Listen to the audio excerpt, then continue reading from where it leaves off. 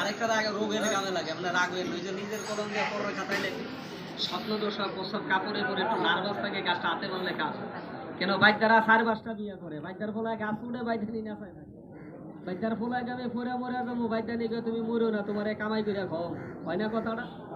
গাছ বাঁধবে নাম কইলাম ধৈর্য কাজে লাগাইবেন, সাপ দেখেন, খেলা দেখেন, এটা কি আরো দেখবেন আপনারা? এটা তো অনেকক্ষণে দেখছেন, যা তুই ভিতরে যা। আল্লাহ রাসূল ওই কালকোপরাটা দেখেন, কালকোপরাটা দেখেন। আল্লাহ তুমি রহমানের রাহিম,